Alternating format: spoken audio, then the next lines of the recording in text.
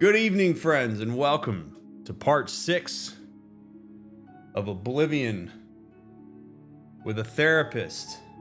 It's wonderful to have you aboard. You may notice, is background different? It is. I'm in a new streaming space. I moved back downstairs into my original office. Good to be here. Be here for the foreseeable future. The audio may be maybe a little bit different than you're used to. I'm going to fine tune it over the next couple streams. But anyway, do leave a thumbs up, leave a comment down below, follow the links, all that fun stuff. There's a lot of you that watch this that are not subscribed to the channel. I know every YouTuber in the world asks you to like and subscribe, but please do it. It makes a huge difference. I've started doing it more often on channels that I watch and like their content on because I know that it helps them, so I would appreciate it. All right, we shall send Brother Martin to his intended space. Come, fellows.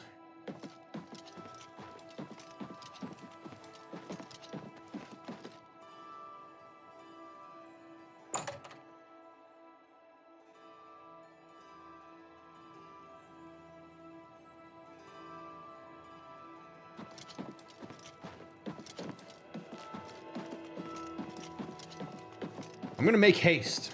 I'm gonna try not to be too distractible here. And actually try to get them out of here. Wait a minute. Oh yeah, you enter this place upstairs. God, this is the most weirdly set up place. So even though I'm happy to be in Skingrad,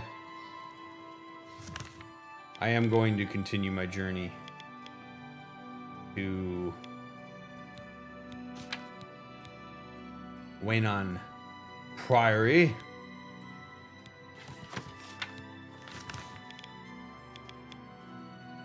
Which coincidentally is so far away from the direction that I was going, so I'm glad I decided to pull that up right now. Oh my god. I might fast travel this if I'm being honest. Although you do discover stuff along the way. All right, come on, fellas. Over here! Yeah. We can't talk here. Too public. Meet me behind the great chapel at midnight. Don't let anyone follow you. I'll make it worth your while. What, do you give like a mean hand job or something? Allow me to introduce myself. My name is Jolring. I come on behalf of my master, Umbacano. He asked me to deliver this note. I believe it is an invitation to visit him at his manor in the Imperial city. Oh. Well, pleased to meet your acquaintance. Do you have any sense of what he wants from me, or are you just a messenger? My master is a collector of alien antiquities. It has come to his attention that you recently sold an item that interests him. I believe the note will give you all the details. Wow. What, do you guys have like trucker radio for shopkeeps? How the hell did that spread so fast? Well, so what's the deal with this Umbacano dude?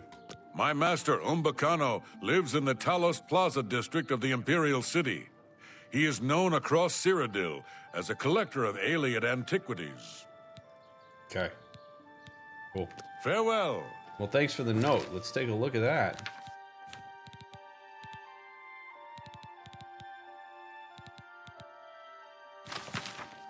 As my servant no doubt has already explained, I'm an avid collector of alien antiquities. As such, your recent sale of a rare alien statue piqued my interest. I am most eager to acquire more of these statues for my collection and will be happy to remunerate you handsomely for your efforts. I would be pleased to welcome you to my home in the Imperial City in order to discuss this matter in more detail at your earliest convenience. I remain most sincerely Umbacano. Umbacano Manor, Talos Plaza District, Imperial City. Fancy. I just said I don't want to get distracted. And handjob boy and delivery guy. And now this guy. Let me guess. Hi. Oh, hey. All right, you don't want anything to do with me. That's fine. All right, so we got this chapel. Dude, this city is awesome. We did have, I do remember the alien statue. I do remember selling that. So kind of cool that that triggers a quest. Dude, there are like RPGs that have come out in the 2020s that aren't as fully fleshed out and deep as this. Like, this is outrageous. It almost pisses me off to play this game because I'm like, this came out 19 years ago and there's more meat on this bone than there is in like so many games that have come out since it came out. Unbelievable. Dude, this city's nuts.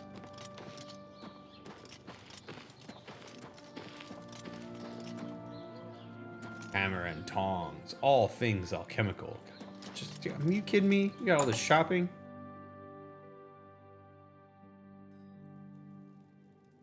No! Hey, Agnete the Pickled. Not so loud, please. What Sorry. a headache I've got. I'm Agnet the Smith. The Pickled, they call me. Sure wish I was pickled right now.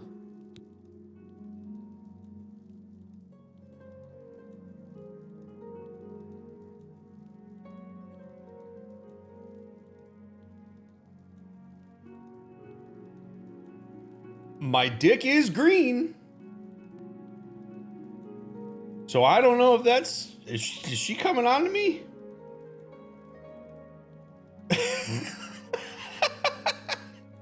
You into orcs, girl? Woo!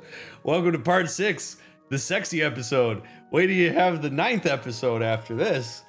Holy hell. And we're in Skingrad. Okay, there's a lot going on right now. A lot going on right now.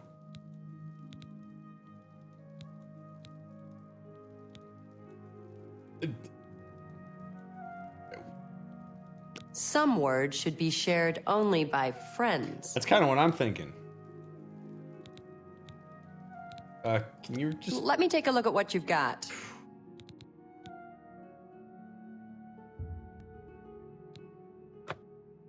Whew. My heart's racing right now. A good word around here. I enjoy the wines that Tamika makes at her vineyard, and they're reasonably priced as well. Well, the local wine is great. It isn't cheap, but I don't bother with beer or ale anymore. And for a Nord, that's saying something. Okay. Can I interest you in some of my wares? You can interest me in what you're wearing. Right?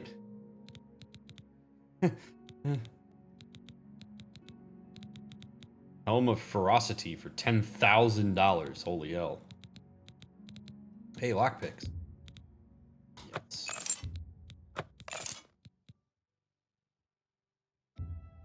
Repair hammer. I will take 10. Wow, that is very expensive. No, I will not.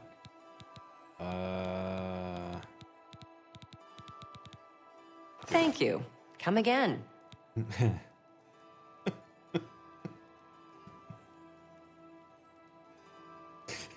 I think she's sufficiently pickled to the point that she'd like me to come Be again. seeing Okay, ya. I gotta leave.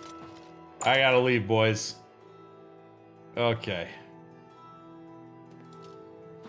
Wow. My children are starving. Please help. I'm saving up enough for some medicine.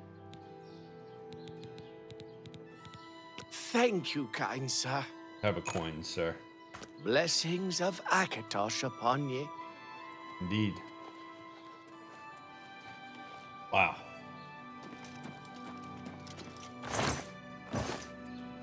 Hey, dude, you need food. There's some right here in this barrel. How are you? I'm good. How are you? Man, I can't wait to come back here. This is really a neat place. Hello. Good to see you.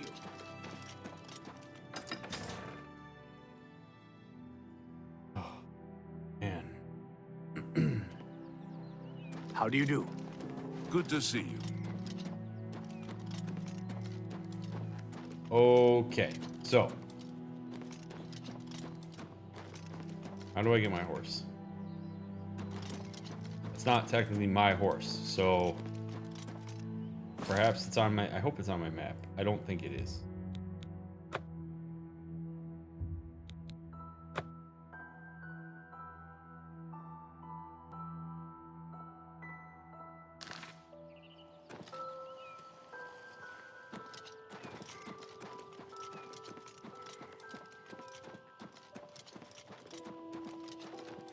See, now if I had fast traveled, we wouldn't have got to have that cool interaction. You know?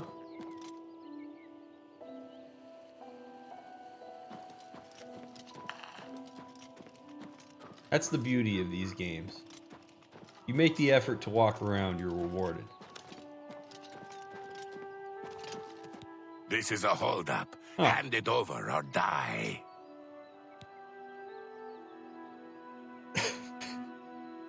The timing! Maybe I should have fast traveled.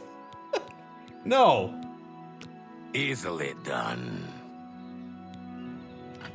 Take that. Wow, he is... This dude doesn't mess around. He is strong. Hey, Joffrey and Martin.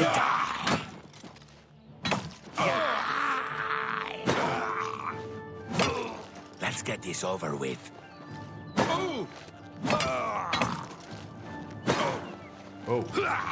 On guard! How about you?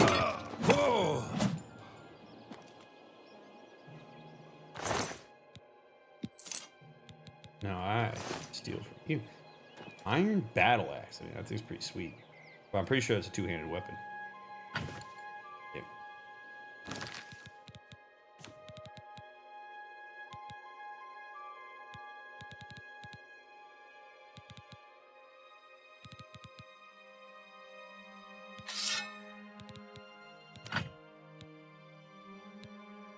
I don't know. Maybe I do that.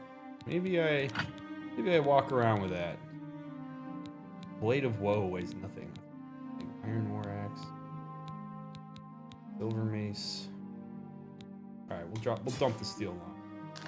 I'll walk around with a big ass axe for a little bit. Why not?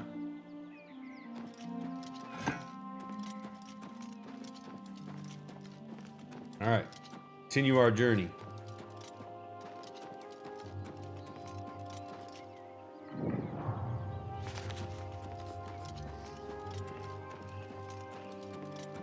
An eventful day so far.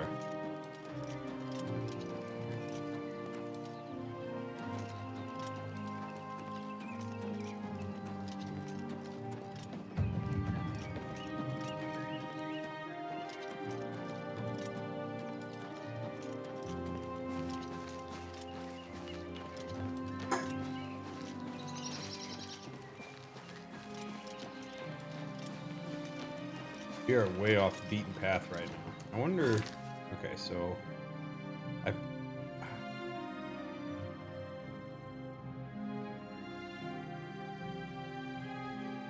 I want to know what the deal is with that... Let's go... Let's get back to the path. At the very least.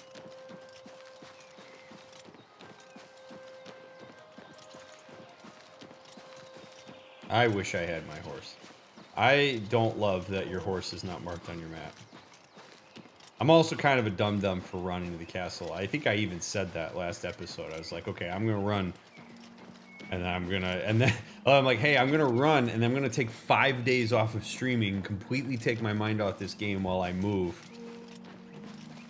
And then I'm gonna somehow remember where my horse was. Brilliant.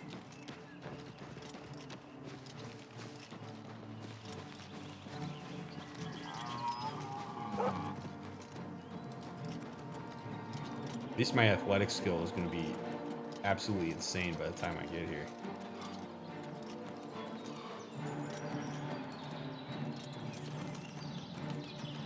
This is about the time too where you think about, as you're on this journey, you're thinking to yourself, man, was that blacksmith hitting on me? Did I blow that? I think I blew that. I really had a chance there.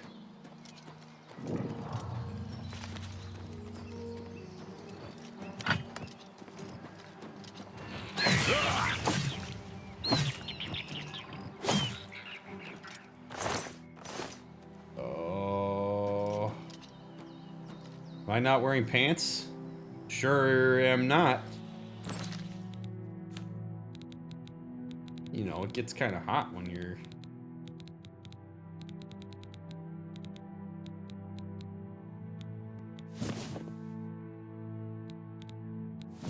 running around, so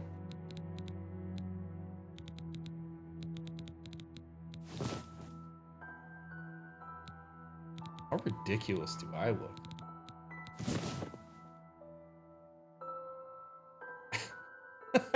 I gotta get me a proper pair of pants.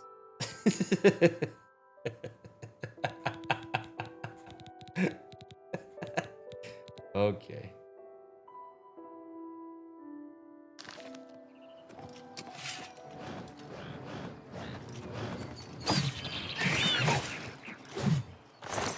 Yeah, I want to go in this cave so bad, but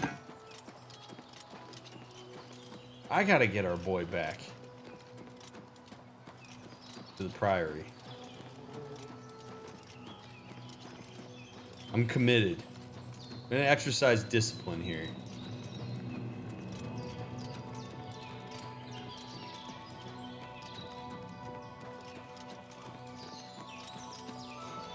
I wonder if any prayer shrines in the way. We're 2,000 steps away.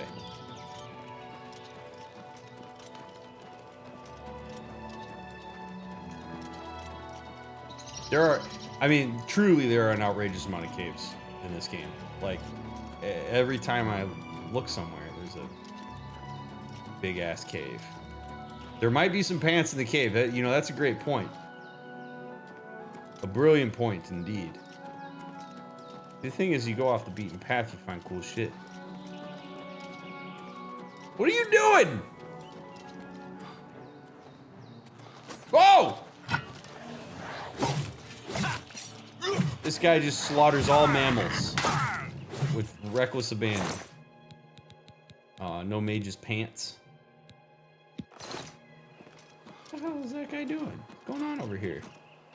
Dude, this axe is really awesome. The guy's just slaying deer, like his job. Who's there? Oh, yes. Hello, conjurer. Die! Whoa! Die, damn you!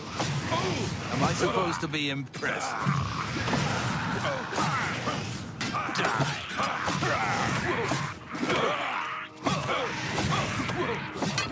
Whoa, whoa, whoa, whoa, whoa, whoa, whoa, fellas, whoa, hey, whoa, whoa.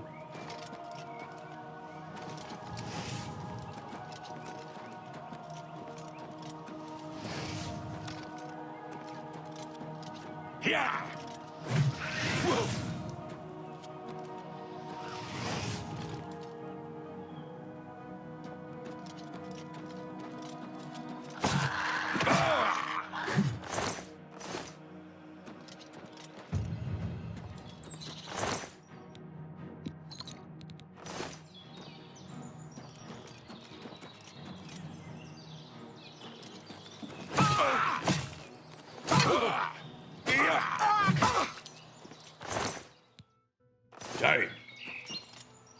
Alright, this place is now marked on my map, right? Yeah. And we can fast travel back to it. So, we continue our journey. This is the journey of discipline.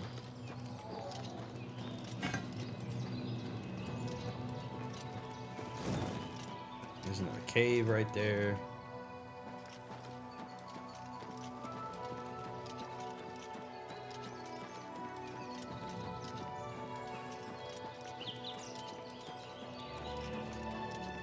I need a horse and some pants. I wonder if I could purchase a horse at the Imperial City. We're gonna walk right next to it. So maybe we talk to that guy, purchase a horse, and then take the horse up. That seems like the right call to me. Well, Clavicus Vile's Shrine.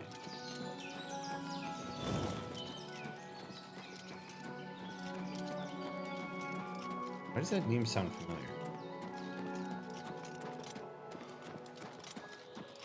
Hello, good sir. You approach the shrine of Clavicus Vile. You should not be here unless you have business with Lord Clavicus.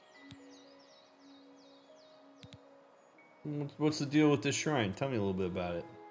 I'm just an innocent little orc passing through. That's all I am. Here we worship Lord Clavicus. Do you have business with the Daedra? What kind of business? There are many deals to be made, even with a god. You could find great wealth or painful death.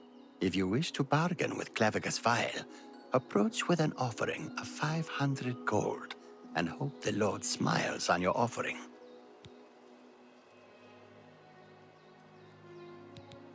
Go then.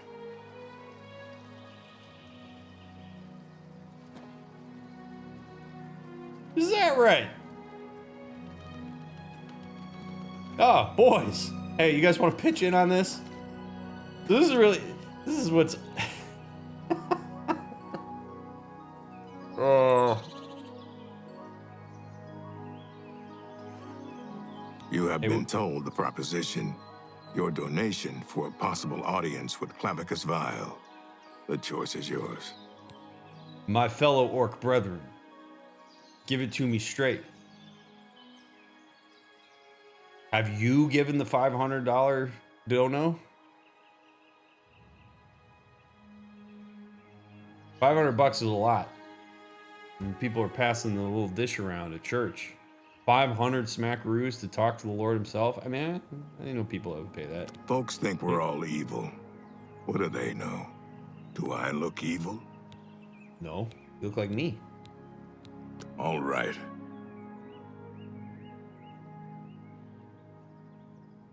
I don't know how this works. I don't have anything.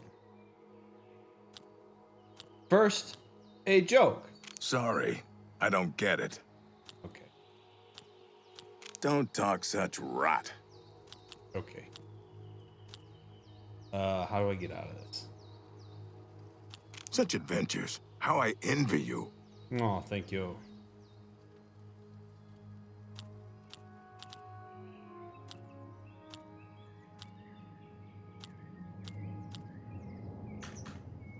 I don't know how to get out of this. You win this one.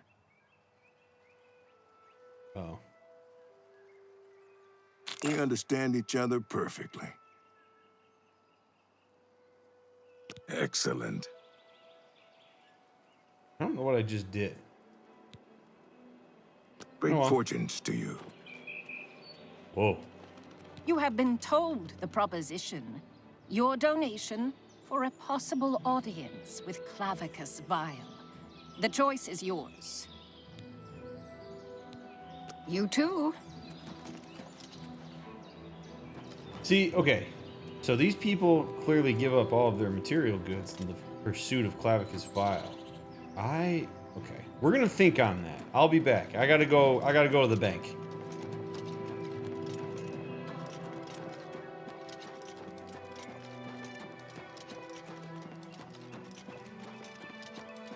A lot of money to ask a man for.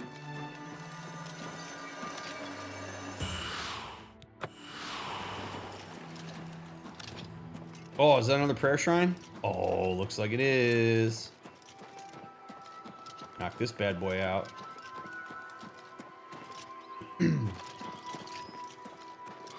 Does this Clavicus Vile deal in pants? The Way Shrine of Dibella. Continue your penance to earn God's forgiveness. There you go. I've prayed at the Way Shrine of Dibella. Well, that was convenient that would pop up there. What's going on here? Glad to see you boys took care of that.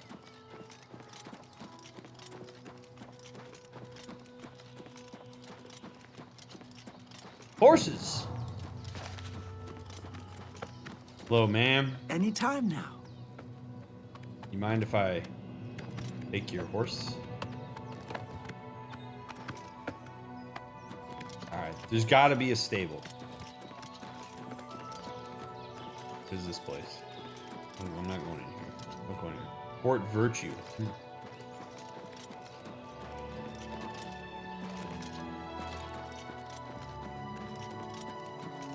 Imperial City looking mighty fine.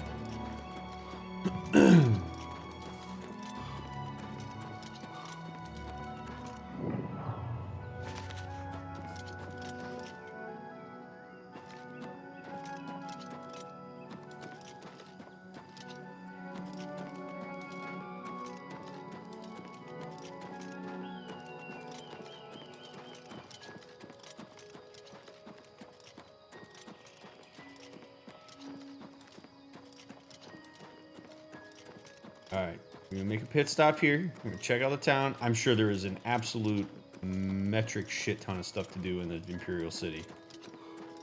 But, again, we shall remain disciplined. Hand off Brother Martin. Once we hand Brother Martin off, we'll go wild. The Weynon Inn. Perfect timing, because it's almost nighttime, and I'd like to go to the city in the daytime. It's you, the hero of Kvatch.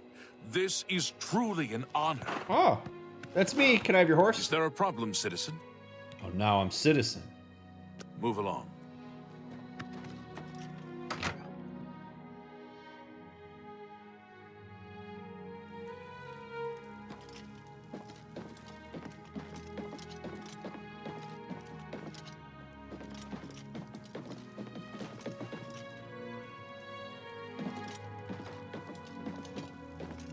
Oh, here we go. What's up, So, shopkeep? what brings you here today? Welcome to the Weynon Inn. Could I interest you in a room or perhaps a bit of wine?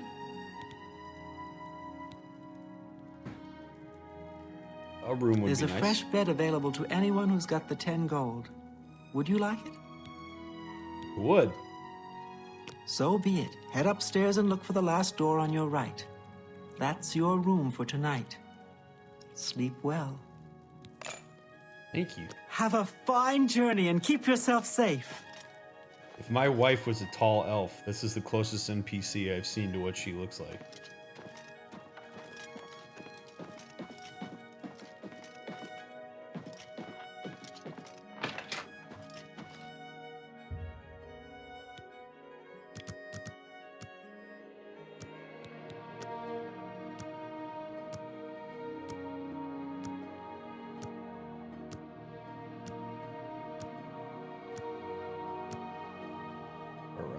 Good sleep. Good morning, Brother Martin. We continue our journey. Hello. Those who live by the commands of the Nine receive blessings of strength when they visit way shrines of Tiber Septim. You need something special? Check out my wares. You won't find this stuff at your local general store, that's for damn sure. Ooh, what do you got? Have a look around. You won't find better prices in all Tamriel.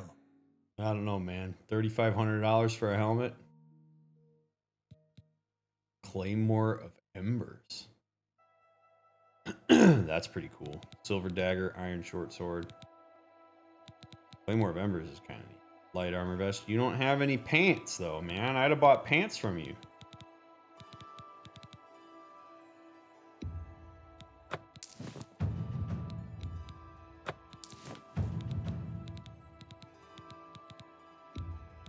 A good price for a good customer. Oh, well, thanks, man.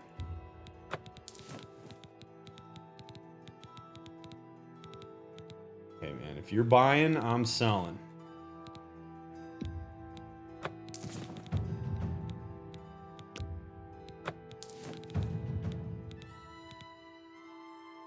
You know, honestly, I'm really starting to.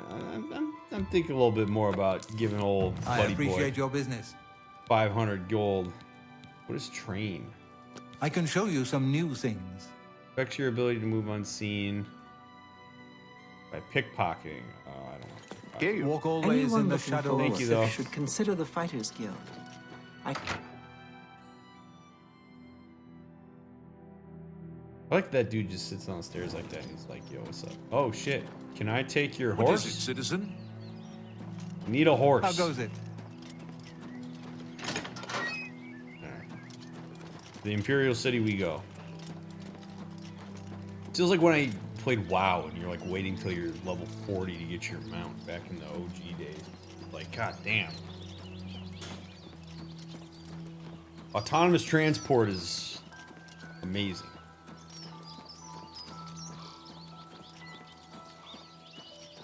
What a sight. Behold. Da, da, da.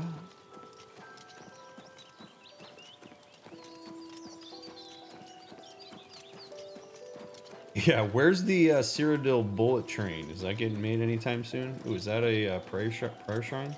Oh, I think it is. All right, we're gonna do that so I don't forget it. Unbelievable. Every single time I have the opportunity to keep it moving, I just don't. But we gotta pray at these. We're gonna knock them out as I walk past them. What shrine is this? Julianos.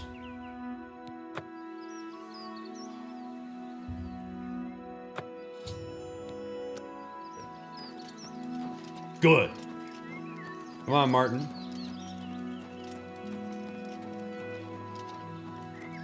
Chestnut handy stables. That's what we need. That's what we need. Watch, horse is going to be like 8,000 gold or something like that. It's going to be cheaper to buy a house than a horse. Look at how steep this is. Boy, what are we doing not making stairs here?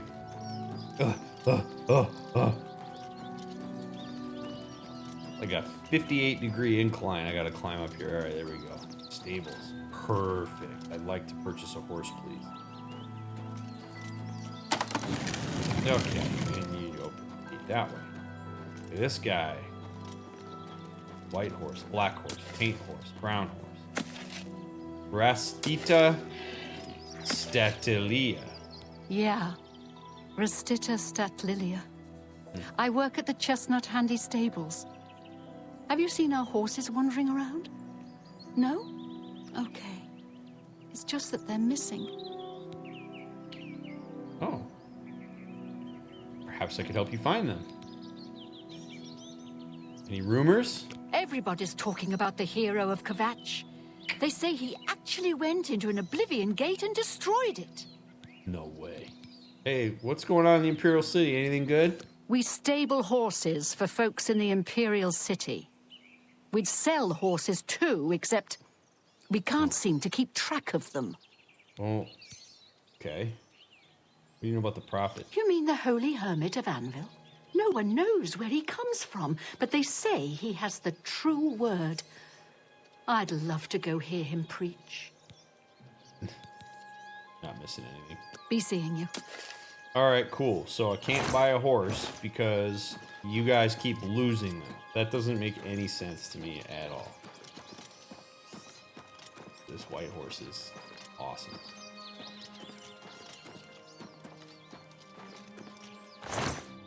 Ah. Ugh. Well met. Oh, what's up? Snot Grabura, owner and proprietor. We board horses and, well, we don't actually sell horses. Anymore, that is. Why not? Is there anything useful you can do for me, then, if you don't sell horses? Sorry, that was a little rat. It's been a long day. I've been on a long walk. I just need to get this guy to where we need to go. Was really hoping to buy a horse. Let me try this again. Is there anything that you can help me with if you can't sell me a horse? What can I interest you in? I just told you, a horse. I don't want armor for my horse. I'd like steel armor for my horse that I don't have. Here you are. Just like I promised. Thanks again for all the help. That Grabura armored my horse for free. From now on, she'll outfit any legally owned horse that I bring to her with steel or elven. What just happened? What's up, Brelius? I'm Brelius Gowie, and no, we don't sell horses, but we do eat well.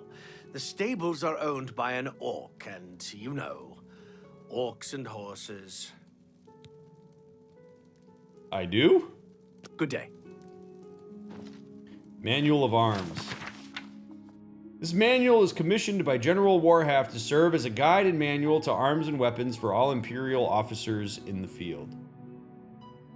Obviously, a soldier's weaponry should reflect his skills. Skill of the blade is recommended for daggers, short swords, long swords, and claymore. I think I read this.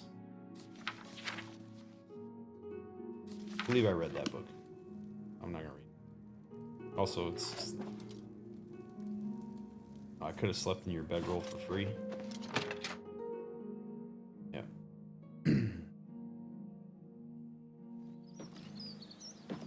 Hey!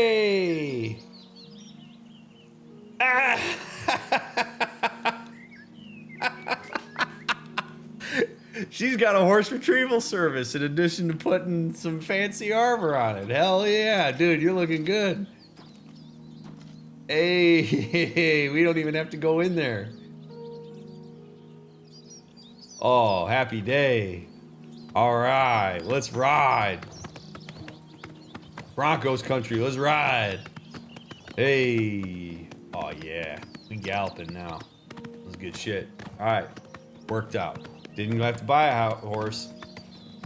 But, you know, Briar Maybro's dead, so it's not like he's going to want his horse back. So this works out okay. Oh, shit. How do I...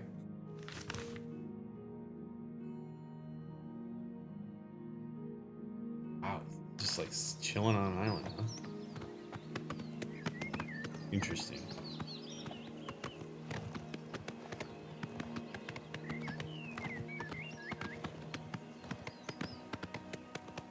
Well, at least now maybe my horse will survive attacks from all those wolves. Oh, this is a dream. A goddamn dream.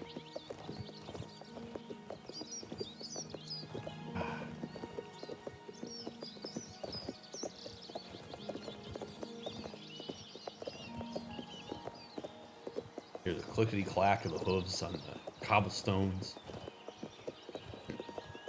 Feel the wind in my thinning hair.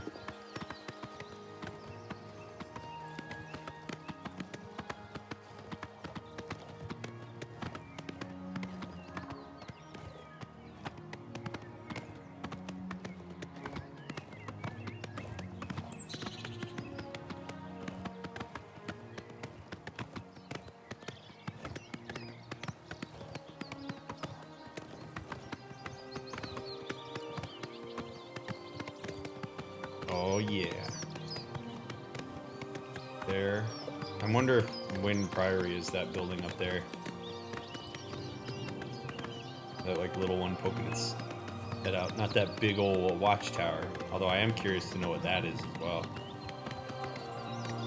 It'd be fun to make worlds like this because you're like, yo, what would be cool? We got this big ass mountain over here. Hey, let's put like a cool building on top of it.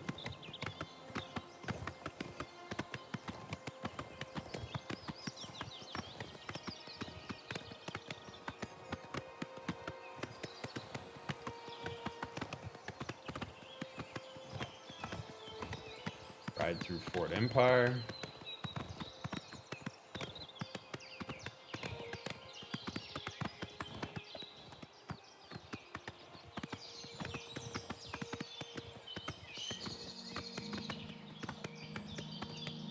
All right. Making good progress. Come on, horse. You can do it. Climb this mountain. Oh, I get man. Try and go to your spot. No?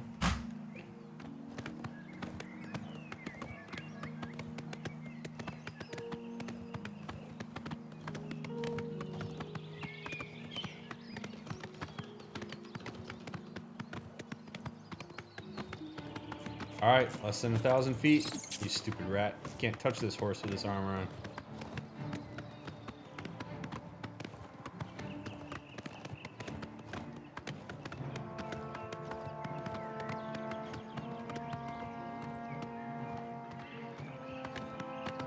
Such a long way to go. I wonder if it was intentionally designed this way to get you to stop and do stuff along the way. Be like, yo, look at all the stuff that this game has. What do we have here? I mean, these inclines are outrageous. Are you guys bad? Oh, you are. Whoa, buddy. Yeah. You're like a kid. Ooh. Ha.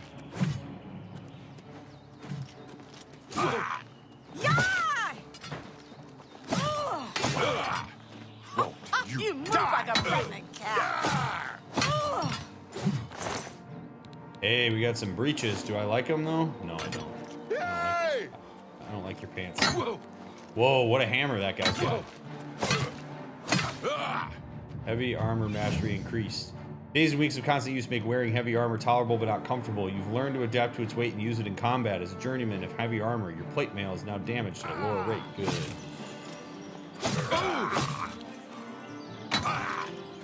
Damn.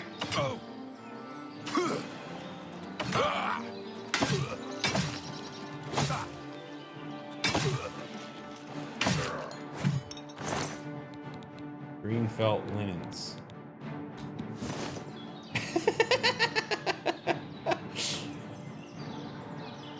Kill him, and then I pants him while he falls down the hill. Silver Warhammer. I do love me some Warhammer. Iron Battle Axe does 7. I think we probably drop it. And we pick up the Warhammer. It's... Oh, baby. Oh, yeah. Whoa.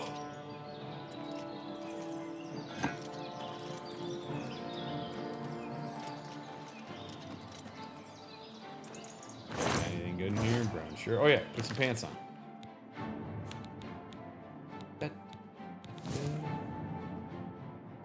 Oh, let's clip through the boots. Keep the capris on.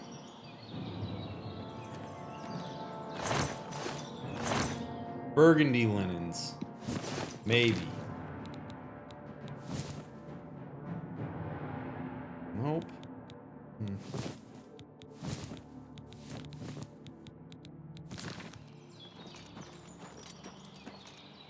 Outlaw Endra's Cave.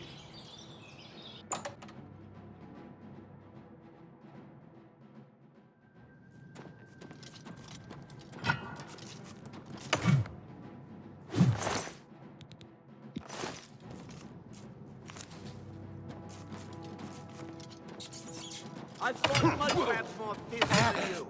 I'm really just... Oh, no. You get to heal. Let's get this over with. Jump on my sword while you can. Take that.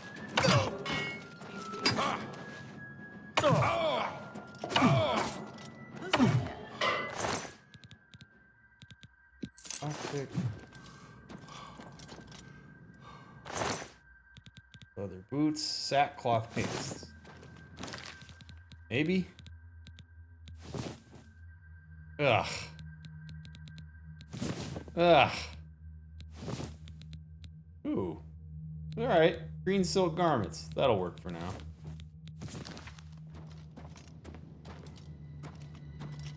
Who's there? It's me.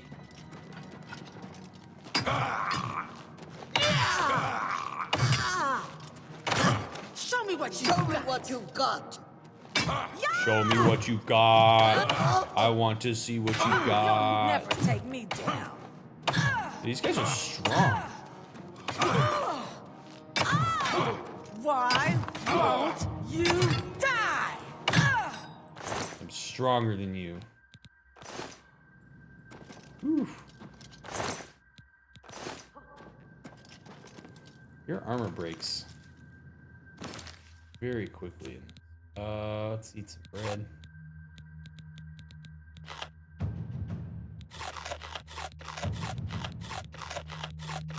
Eat some mushrooms. Couple carrots, followed up a little cheese wedge, maybe a little crab meat.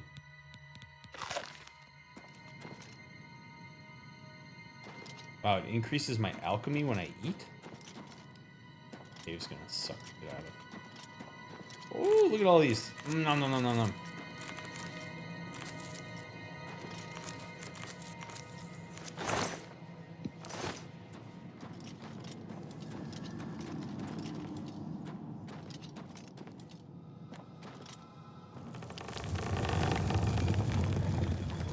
Would you look at that, huh? Well, looky. First, let's go in here. Arms. To arms. I'm just warming up, you pathetic worm. That the best you can do? I'm just warming up, you pathetic worm.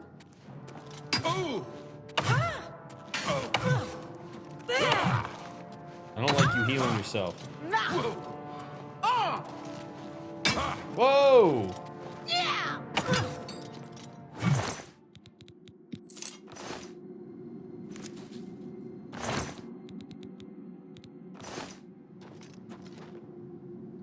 Recently used pickaxe. I love the distinction there.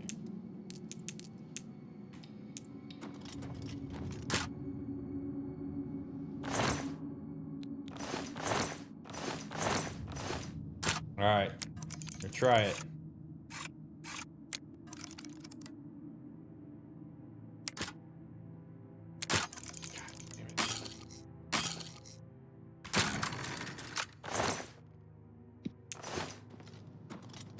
All that, 15 gold, or 6 gold.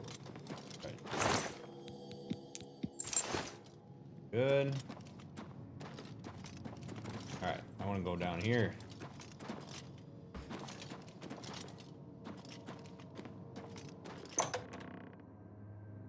The hideout. So I wonder, actually, I wonder if the reason that we got the armor for the horse is because maybe I cleared out a cave that she gives you a quest for, and it's like, whoa, and the game like knows that I did that, and so she's like, oh, thanks for clearing that cave out, even though I didn't know that at the time. You know how RPGs will do that sometimes? Like, yo, you kill the Night King and I'll give you some horse armor, and you like I already did it. If it's a fight What's up, you guys? want, it's a fight you'll get. Oh. I mean, I don't want to fight. I'd be perfectly fine to just come in here and take your stuff and not kill you, but you seem hell-bent on fighting, so... Die, damn you!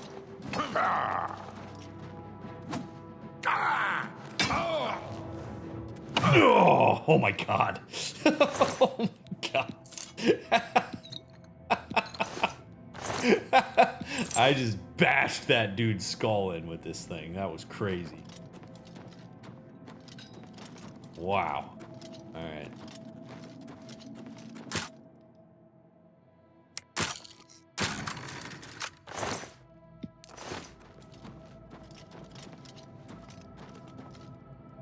All right.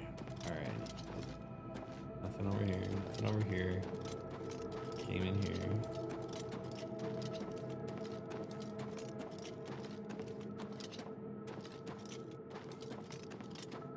Showing your face was the last mistake you'll ever make.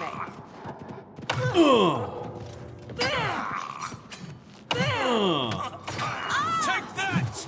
Oh, attaboy, Brother Martin. Way to get after it, boss. Talos bless me.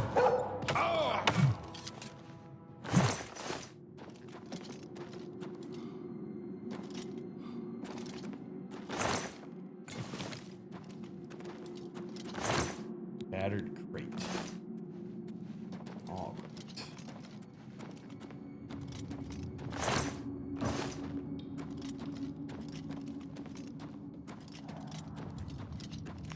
If it's a fight you want, it's a fight you'll get.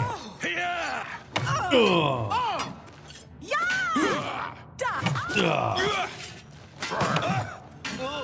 it's Brother On Martin. this day,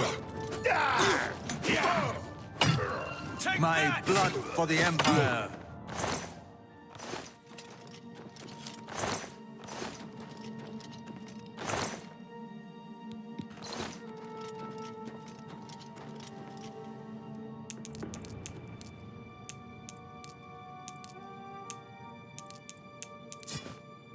Kind of love that you put those up in. That it? At the end of the road?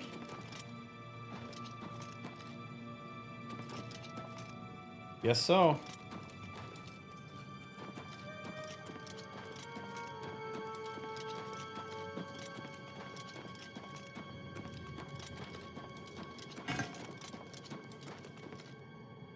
What do you need? Come on.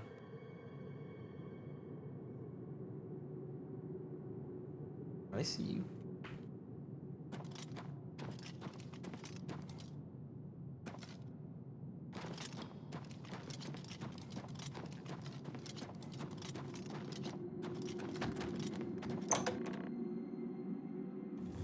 I see you. Yeah.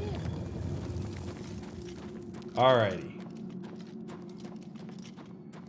Enough of this cave.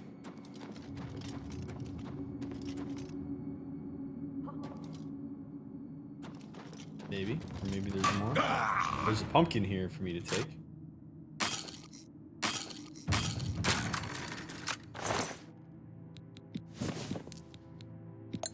Mace of Legion. Look at that.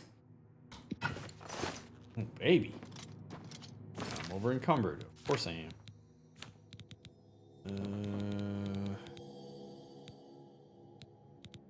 What do we got? Let's sort by wood.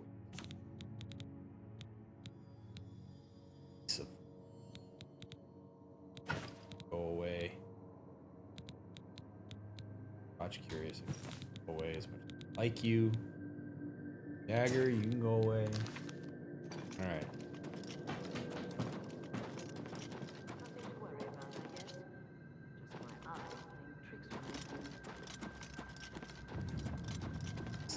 You're pathetic. Am I? Or are you? You're the one running away. I'll hack you to pieces. That sucked. That's literally her last words. I'll hack you to pieces. It's the last thing she ever said.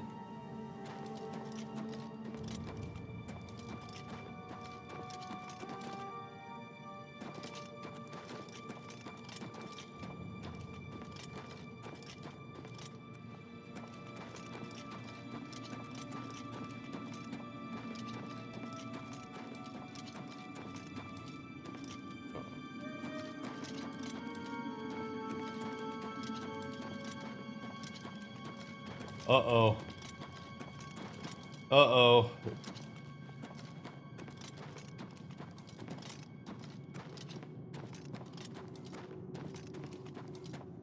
Wait, the entrance was like right here. Is that guy...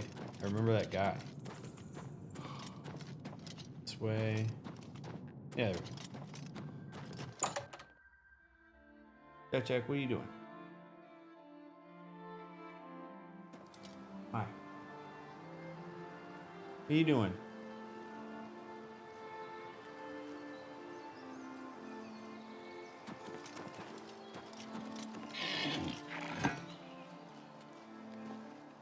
All right.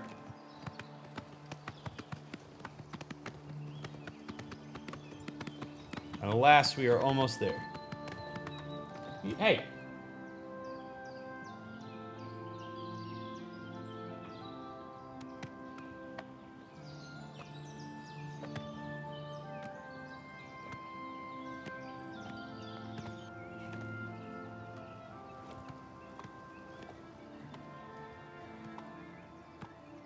Oh my goodness, come on.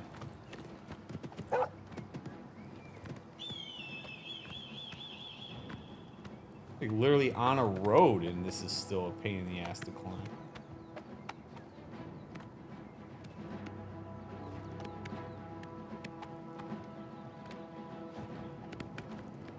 Okay. Is this a shrine? Oh no, it's just one of those like healing wells.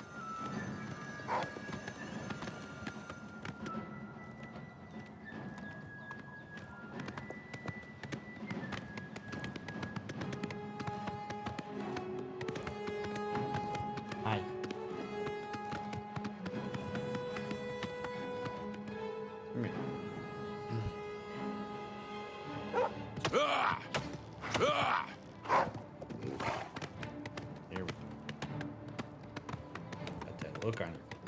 Want me to hold you? Oh, the anticipation. Raw Mountains. I think Brother Martin and Joffrey are doing all this by foot.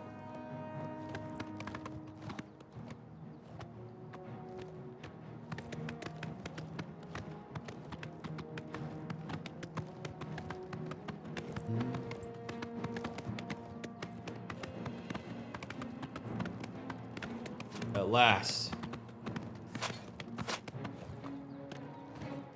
Who does shoot at me? You will never take me down. I'll hack you to pieces. Oh shit. Look at this guy with all these arrows sticking out of him. What is going on here? Yeah! I fought Mudcrab.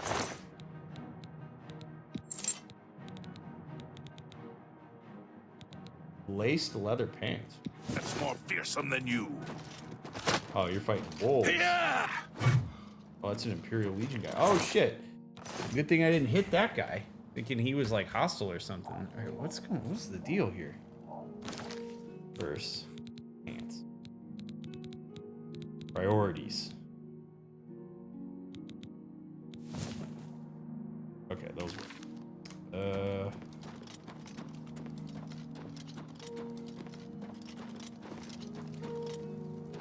Door to Capstone Cave. Cloud Ruler Temple. Oh, are you? No way. No way I gotta go all the way up there.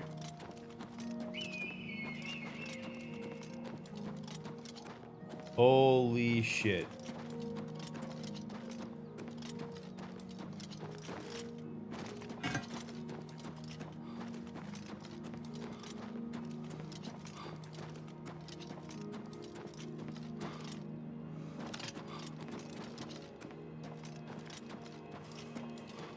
Unless, do I enter it from the Capstone Cave, maybe? Oh. Hi, Jack. Say hi to everybody. Saying hi to everybody, and then you rub your face on the microphone, because that's what you always do.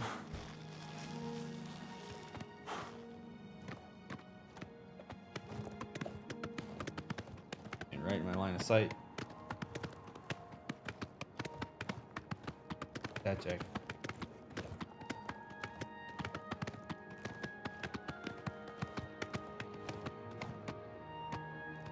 Ow. Oh.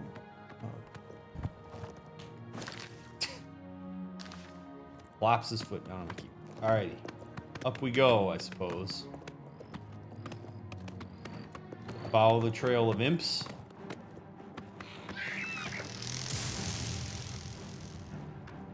Oh my goodness gracious. We are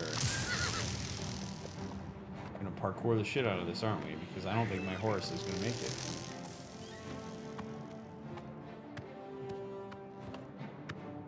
Maybe it is. I see a path. Dude, it's like I'm riding a mountain goat right now.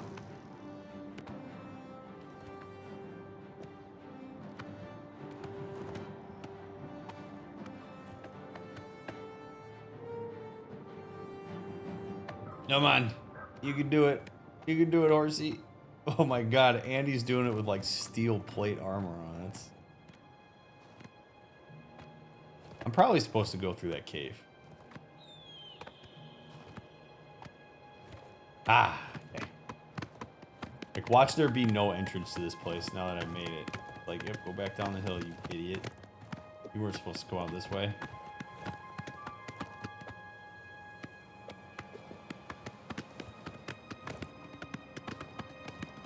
How'd you guys get up here so fast?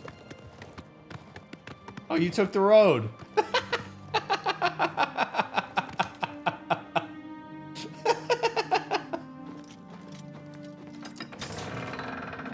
Whatever. All right. What's up? Cyrus? What can I do for you, sir? Stay safe.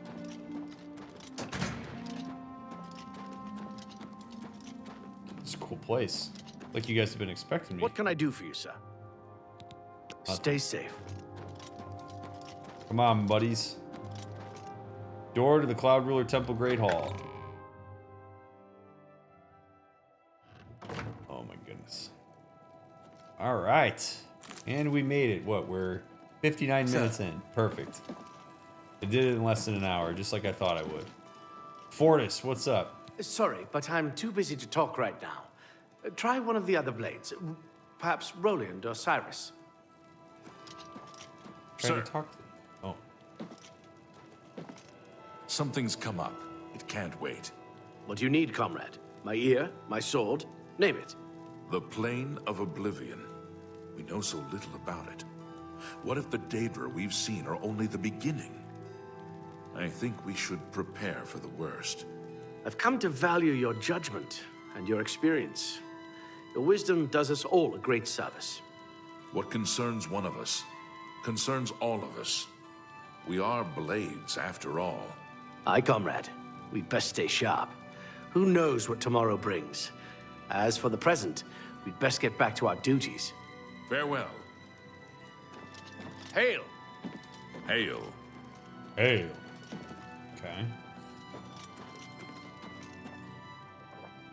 I haven't time to talk right now, I'm afraid. But I'm sure one of the other blades can help. Try speaking with Belisarius or Caroline. This is what it feels like. Just a little insight into something you wouldn't expect me to talk about right now. But this is what it feels like when I call insurance companies as a therapist to try to sort out insurance issues on your behalf as a client. I will call an insurance company at the number that's requested, and I will get a person after going through just machine after machine after machine who then tells me that's not actually ours to figure out. You need to call X thing. Okay. And you call X thing and they go, no, you need to talk to the insurance company. And you just get the runaround and everybody's like, I don't have time to talk right now. And you spend hours upon hours, and it's designed to put you through a horrible, terrible, no good loophole or wormhole so that you get so frustrated and it's so not worth your time that you give up. Yet, when they overpay a claim, or I owe them something, they just bash down your door or just suck it right out of other claims. Easy peasy. Don't have to talk to you at all. It's horrible. Actually, a recent experience I had is one insurance company keeps calling me for the quarterly audit of being in their directory. And every time they call me, they say, hi, this is so-and-so from so-and-so. We're calling for a directory thing. They call me at the worst possible time of the day, and they don't give me a callback number. So I can't, it's just a mess. Awful. So then you get your directory suppressed because they don't actually want people to find you, but they make it impossible for you to update your stuff. It's unbelievable. So walking in here and everybody I talk to is like, yeah, I don't want to talk right now. You should try talking to somebody else. And they give you different names, and then you talk to those people, and then they're like, no, you should talk to the other people. You're just like, I'm gonna go crazy. So, this place sucks. I don't like this place. Blades, dark times are upon us. The Emperor and his sons were slain on our watch. The Empire is in chaos. But there is yet hope. Here is Martin Septim, true son of Uriel Septim. Hail, Cyrodiil! Hail, Martin Septim! Hail! Your Highness. Okay, so here's what I don't quite understand, and maybe this is me just not really knowing the lore of this world. I am a bit surprised that these guys just immediately are like, yeah, okay. Because the way that all of this was pitched to us is like Martin himself didn't even know. So I don't know if it's like Joffrey has enough of a reputation that the people of this place will believe him when he says this, because he'll only vouch for something that's actually true because Uriel knew him or whatever. But I am really surprised that there's not some sort of chain of command you have to go through or protocol you have to follow, where there's some degree of validation of the fact that Martin is Martin Septim, and these guys are all just like, yeah, sure, cool, that works for us. Why not? The blades are at your command. You will be safe these here are the until you... These are the blades. Okay, never mind. So Joffrey has leverage here. Now I understand. Because the blades are an extension of... Yeah. So this all works out because he was once a blade, and it's a whole thing, so these people would know. And so him unveiling it, he's got the reputation. Like, that's the thing, right? Is like sometimes when people... Your reputation precedes you sometimes, and so like understanding what your reputation is with certain groups is good, because you have to deliver information and it gives you a bit of insight into how it might be received. So here I am confused, but there's contextual variables related to this that he did describe back when we were in the place that we found him that would make it so that they believe him. So we're good. Can take up your throne. Joffrey, all of you, I know you all expect me to be Emperor. I'll do my best. But this is all new to me. I'm not used to giving speeches, but I wanted you to know that I appreciate your welcome here. I hope I prove myself worthy of your loyalty in the coming days. That's it. Thank you. Well then, thank you, Martin. We'd all best get back to our duties, eh, Captain?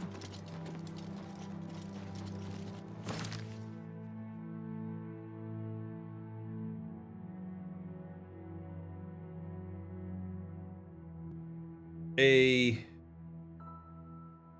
hallmark of strong leadership is that your followers or your constituents trust you. And some people get so wrapped up in their insecurities and ideas of what certain roles are supposed to be and how you're supposed to show up in them that they forget to be honest. Sometimes people will believe that lying as a means to show yourself in a certain way is going to have more of a strong effect in terms of buy-in on the people around you. Sometimes that's true, though a lot of times that can be relatively unsustainable.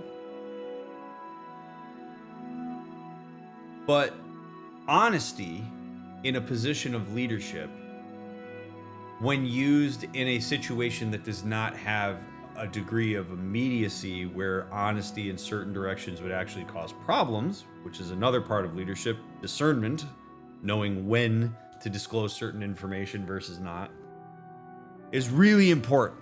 And so Martin bringing a degree of honesty and humility here by saying essentially like, I just found out about this. I don't know that I'm well equipped for it.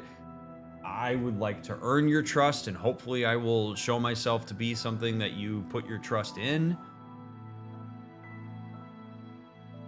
That takes real guts. It takes strength to acknowledge weakness.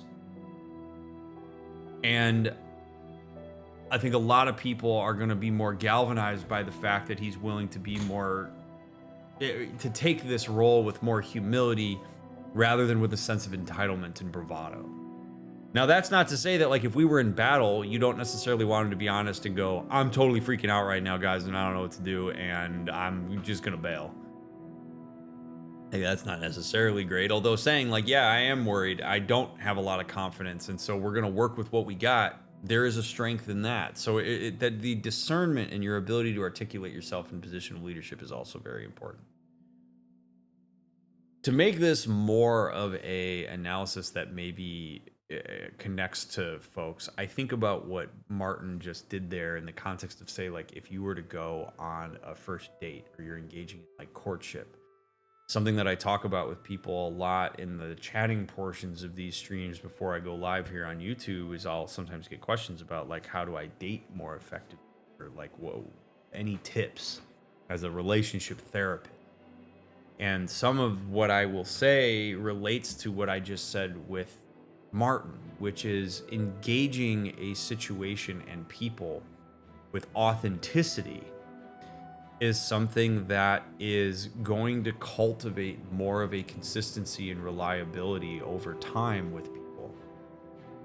A lot of times when people go into like dating situations or say even job interviews or something like that, like a position where you think you're supposed to show yourself in a particular way, sometimes people get overly engaged with what they think the expectation should be instead of engaging with who they are, and that can actually create a lot of anxiety, because if what you think you're supposed to do doesn't align with your actual self and your actual experience, you are actually cultivating more anxiety and injecting it into that space in a way that you don't need to, especially since there's probably already some anxiety associated with just the newness of it.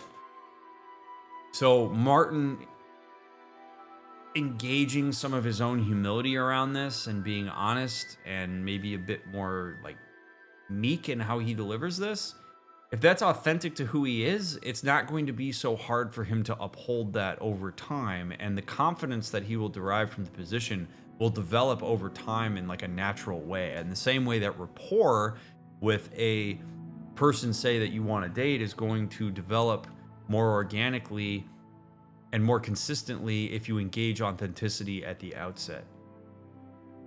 But Dr. Mick, what if I go into a space with authenticity and people reject it? That's just like my worst fear ever.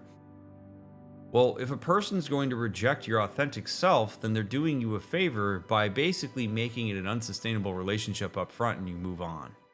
Because the reality is, if you come into this in a way that is bravado and not who you are, your first impression is really important. And if that's not an impression that you can uphold, you're going to have a really bad time. Like if he comes into this super confident and he's just shooting from the hip and he's acting like he knows how to do this and he doesn't, that's going to catch up with him in the same way that if you show yourself up in a particular engagement in a particular way that is not how you normally would, because you think that's what you're supposed to do, it's going to catch up with you because you're laying a foundation at the outset. It is better to be authentic and honest with your experience up front more often than not than it is to fake it and then try to sustain it if that faking is not actually true to who you are.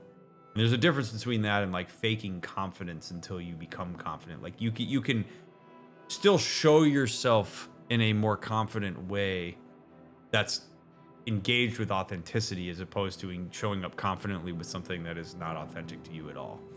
So it's an art more than it is a science, but it feels important to talk about, especially given the way that Martin just had to address this. He's had to spend this entire walk essentially talking to himself about what does this mean? Like, I am Martin Septim. I am now the freaking emperor of this place, and I don't know what that means. I don't know what my expectations are. I didn't grow up in that space. I grew up as a monk in an outskirt town. I didn't grow up in the Imperial city. I didn't grow up as a prince. I didn't see the way that this goes. And honestly, that's probably a good thing, because sometimes people get so entrenched in decorum and tradition that they then miss out on what the current times are calling for. But he's in a position to possibly be a good emperor if he has the right support around him and he trusts the people that are influencing him. If Joffrey, for example, is like his right-hand man as opposed to maybe some random-ass dude that gets assigned to him. But it's an important thing to think about. So, not much of a speech, was it? Didn't seem to bother them, though. The blade saluting me and hailing me as Martin Septim. I don't mean to sound ungrateful. I know I would be dead by now if it weren't for you. Thank you. But everyone expects me to suddenly know what to do, how to behave. They want an emperor to tell them what to do, and I haven't the faintest idea.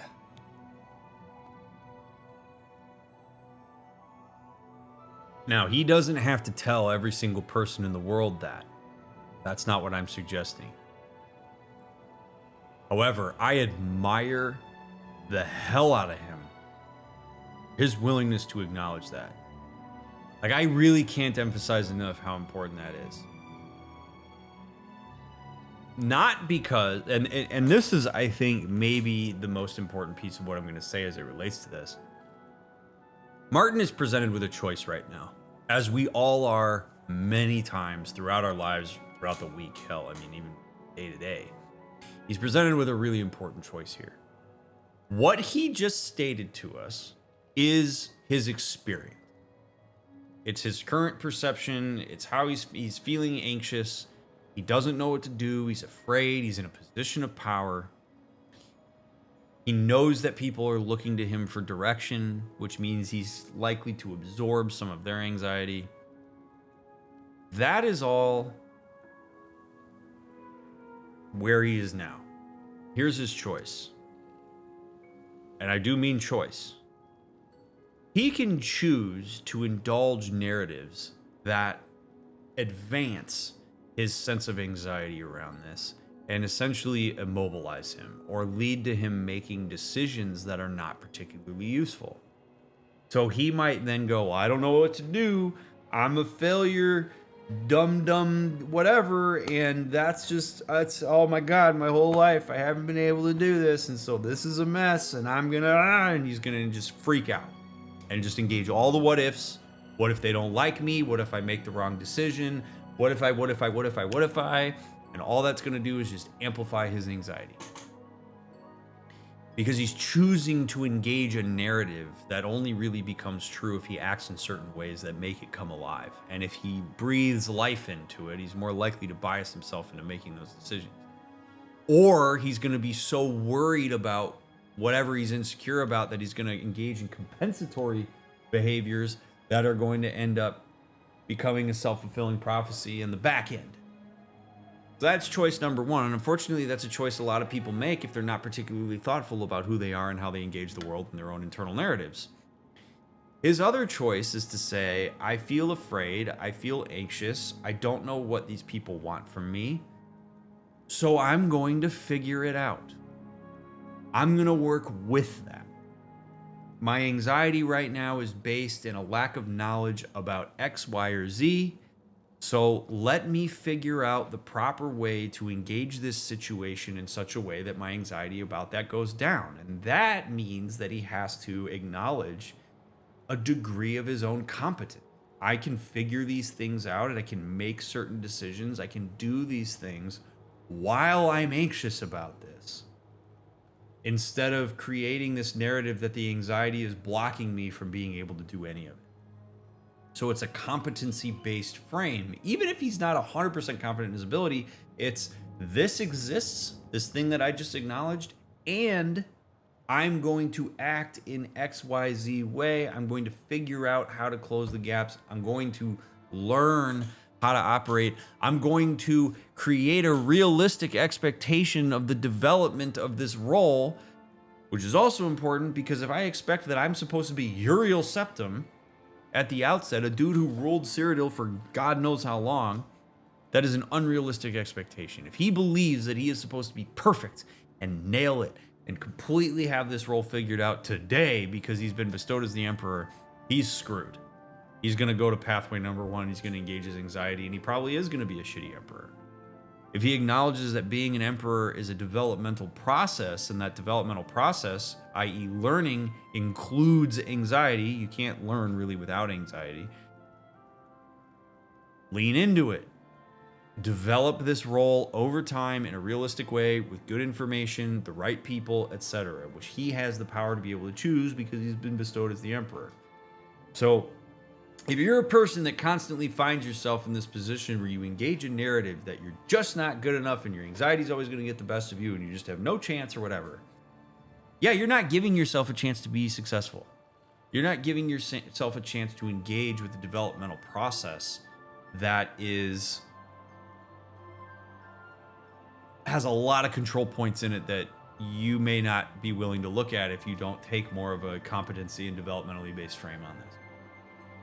So I appreciate his acknowledgement of what's going on for him, and now I hope that he channels that into, if I was the orc that's talking to him, be like, yo man, like, take that, acknowledge it, people are gonna get it. I think a lot of people would be freaked out in this position.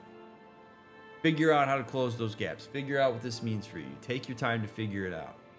As far as these people knew, 25 minutes ago, before DrMick ran his mouth for a half hour, these people didn't even know that there was an heir to the Emperor and they were freaking out about what was next. Now they have more than they had 25 minutes ago.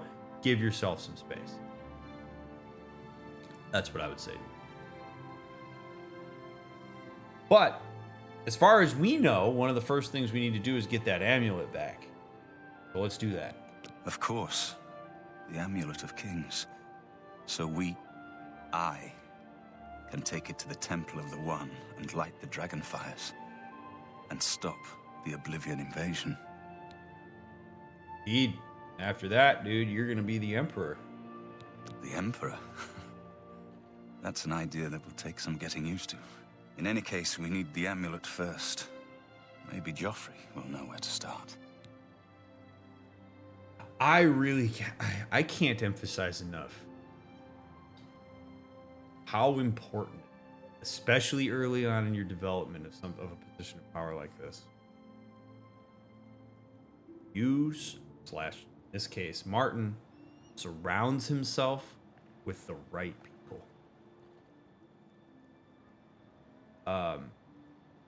Unfortunately, there are a lot of folks that will get put into a position of power, whether it be work or maybe you come in more money or whatever, where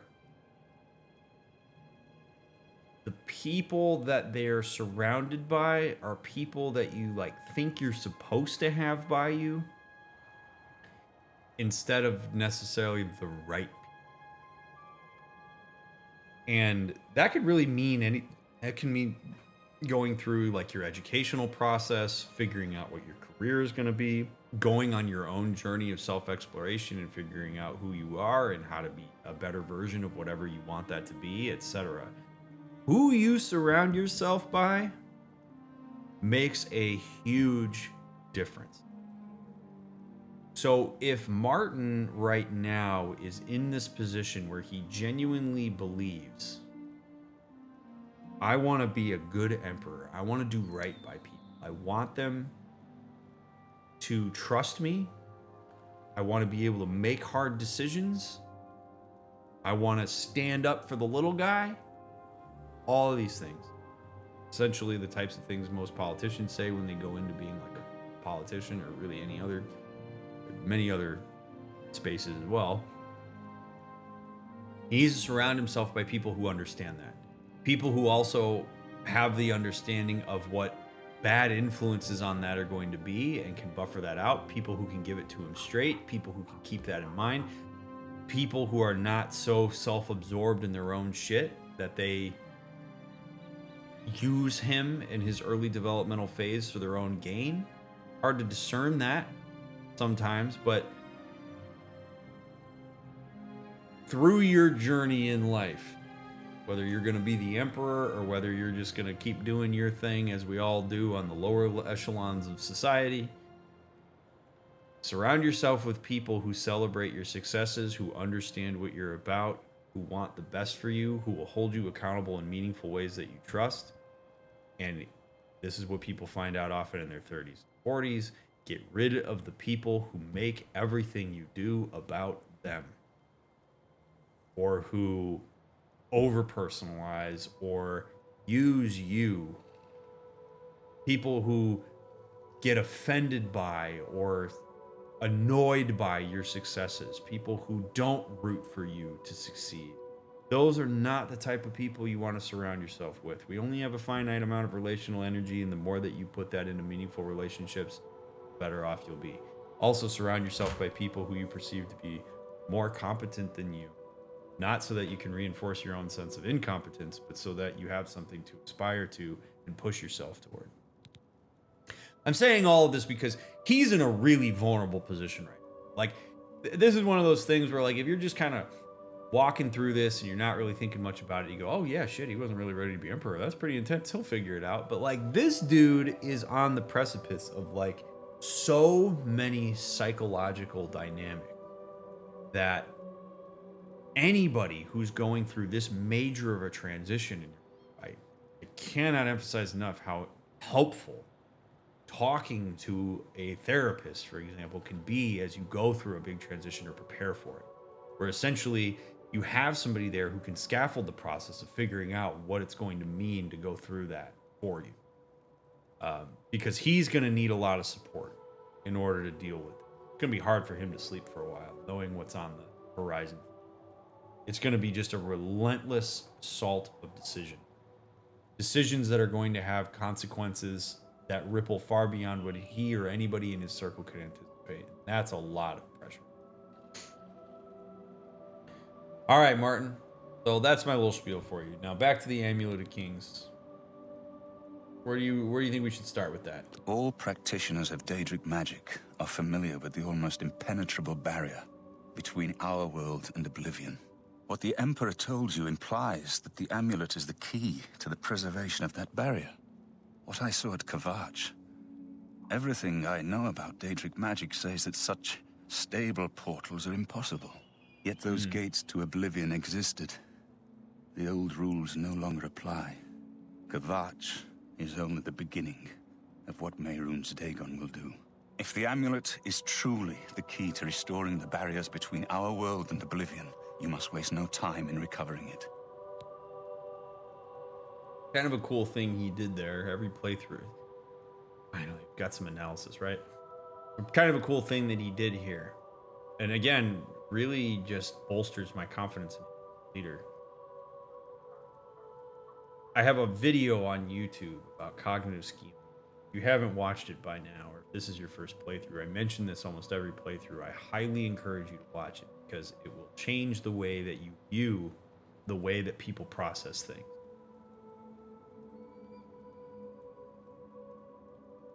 we all walk through the world with expectations of basically anything that we are aware of. Those expectations have varying degrees of accuracy or wholeness.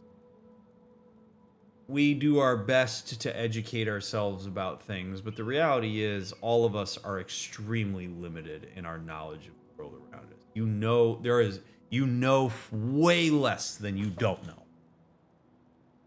In fact, one of the hallmarks of high intelligence is understanding what you do. Tune with the fact that you don't know. In fact, the more you know, the less you know. So, what a lot of people do is they walk through the world with their expectations, and then they have experiences that, to varying degrees, either align or do not align with those expectations. So in this case, Martin has a certain expectation of what the portals to Oblivion do, what they are, how stable they are, etc. Right? There are certain rules around how those things occupy space. However, he had an experience that misaligns with that expectation. There was a very stable Oblivion gate outside Kvatch that violated his expectations. That creates what's called aversive arousal for people, which you experience emotionally as anxiety. And then what happens is your brain is pushed into what we call inconsistency compensation, which is where you try to figure out how to square up your expectation and your experience. Martin did the sophisticated, more healthy, long-term, keep your brain with more plasticity option, which is accommodation, which means that you take a misaligned experience and you use that experience to modify your expectations. So when he said, seems like the rules don't apply to that Oblivion gate, so I guess we got to rethink the situation here and adapt. That's what I want from my leadership. If he had done what's called assimilation, he would have tried to take his experience and jam it into the pre-existing expectation such that the expectation stays the same, which would have likely looked like denial. He might have said, no, that portal wasn't stable. That portal didn't exist. He might question his own eyes and ears or push you to question yours. Is essentially doubling down on your expectation and finding some way to describe that experience you had so that you preserve that expectation. Unfortunately, as people get older, it's a lot harder for them to accommodate, so they will often assimilate. This is why people, I'm not trying to make a political statement here, but this is why people become more conservative as they get older, because it takes more effort to accommodate.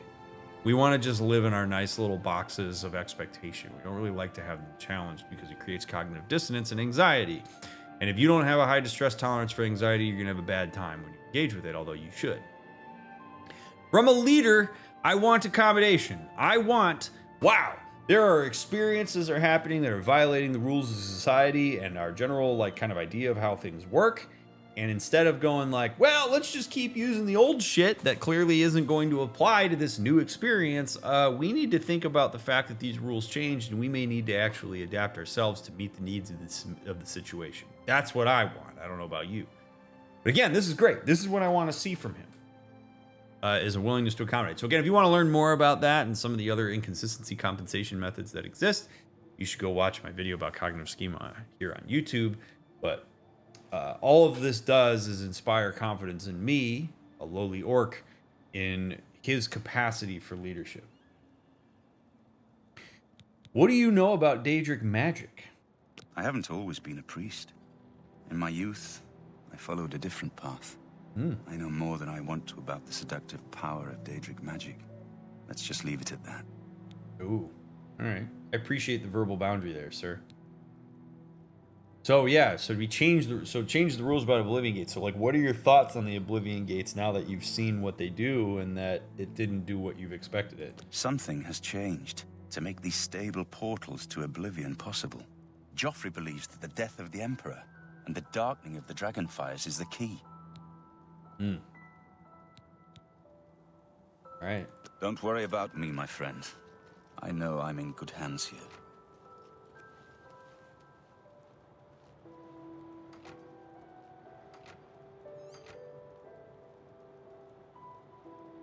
This is a cool place.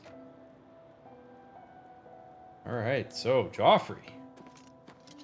What do you think, bud? You have proven yourself a loyal servant of the Empire, as worthy as any of the Blades to stand by Martin's side during this crisis. Thank you. As the Grand Master of the Blades, I would be honored to accept you into our order. Will you join us? What does it mean to do that? The Blades are sworn to the service of the Emperor as the mortal representative of the dragon blood of the divine Talos. I'd like to think about it, because that's a big commitment. And I'm just finding out about all of this, and I would want to know exactly what this means. Like, what am I committing to? What are the expectations? What does this change? You know, like, I don't know enough about this. I need to read about it. So not right now, perhaps later. The other thing is, I don't know that I need to jump to this, right? Like, this is sort of like, hey, yeah, you know, you went down to Tijuana. You saw how nice Tijuana was, right? Like that apartment? Pretty cool. Came up here, you saw good stuff. You want to buy the timeshare? Like, I don't necessarily need to buy the timeshare right now. Like, if I have your trust in me as a buyer, if you trust me as a sword that will protect him, do I really need the commitment here to joining this group? Not necessarily. I don't know enough about it. I want to do a little more research, figure out if it aligns with my values. Look, Martin's a cool guy, so as far as I'm concerned, he seems fine. But I don't want to commit to being a blade, and then all of a sudden Martin's like a dick, and then I've like sworn my service to a dickhead. So I'd like to think about it. Not right now. Very well. Many serve the Empire in their own way, but we would be honored to have you if you change your mind. I appreciate that. You tell me a little bit more about this place? It's pretty cool. This place was built by Raymond Cyrodiil Zakaviri Dragon Guard at the founding of the Second Empire. Since then, it has served the Blades as headquarters, fortress, and sanctuary. We can protect Martin here until you recover the Amulet of Kings. Awesome. That sounds great. You got any extra info about the Amulet of Kings before I head off? You're right. We must try to recover the amulet before the enemy takes it out of our reach. You should go back to the Imperial city. Boris may have learned something about the assassins. You'll find Boris at Luther Broad's boarding house in the Elven Gardens district of the Imperial city. All right. Well, I was already headed there, so... Give my warm regards to Boris. Tell him he should not blame himself for the Emperor's death. He did well to send you to me. I shall. You put that in writing, though? Ooh. Alrighty. Let's have a little nap, huh?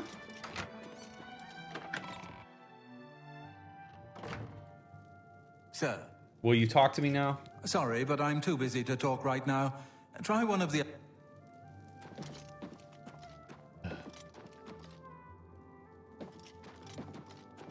Let's explore this place a little bit.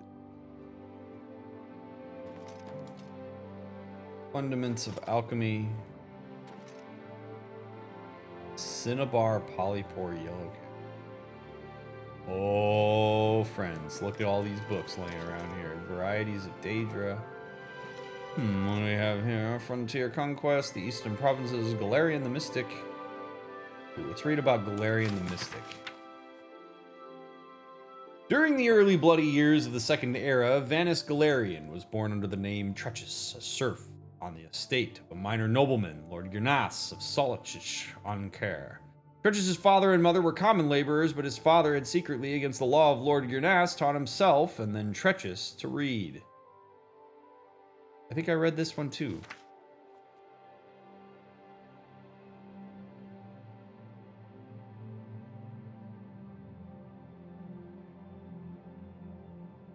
Oh, I did read it. Alright, fine.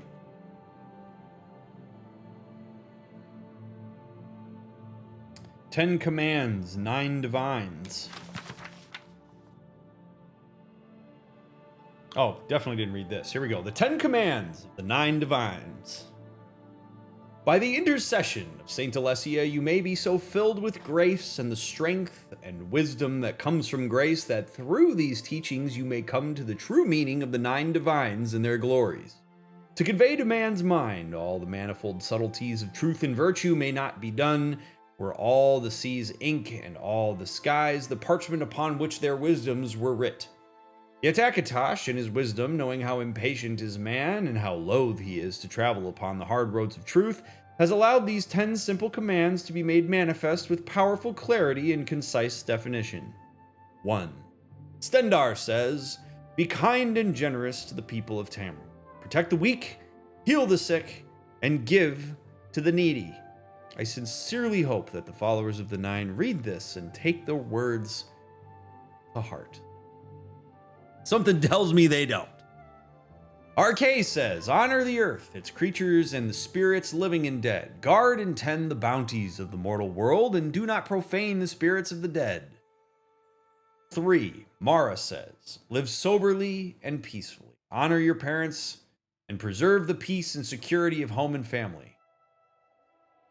Well, that assumes that your family all engage in number 1. If your family engages in number 1, great, go for it. If your family are a bunch of assholes who don't respect boundaries and make everything about themselves, you might have to rethink number 3, Mara.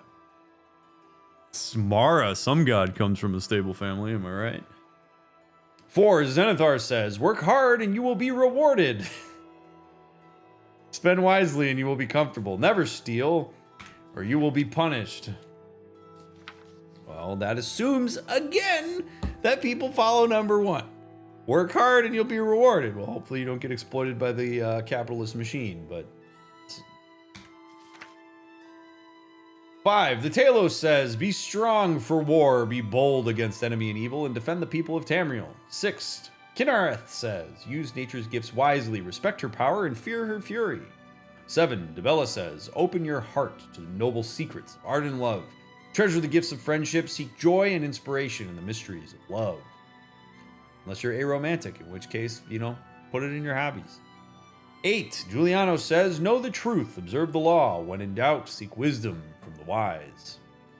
9. Akatosh says, "Serve and obey your emperor. Study the covenants. Worship the 9. Do your duty and heed the commands of the saints and priests."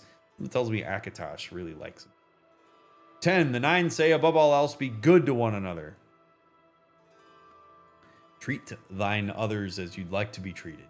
If only each man might look into the mirror of these commands and see reflected there the bliss that might enfold them were he to serve in strict obedience to these commandments or to these commands, he would be cast down and made contrite and humble. The obedient man may come to the altars of the 9 and be blessed, and may receive the comfort and healing of the 9, and may give thanks for his manifold blessings. Heedless, the wicked man turns away, and forsaking the simple wisdoms granted to him by the all-wise and all-knowing 9, he lives in sin and ignorance all the days of his life. He bears the awful burden of his crimes, and before men and God his wickedness is known, and neither blessing nor comfort may he expect from the altars and shrines. Yet the wicked and foolish are not doomed, for in their infinite mercies the 9 have said, "Repent and do good works, and the fountains of grace shall once more spill forth upon you. Repent your crimes, tender unto the emperor the fines of gold, that they may be used to spread the faith and its benefits to all men.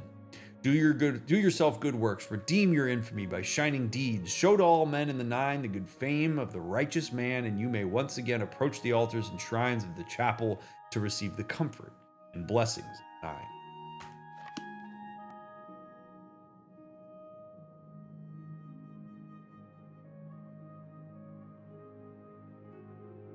On Morrowind.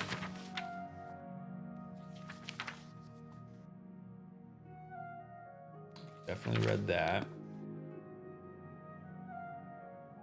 Gods in Worship.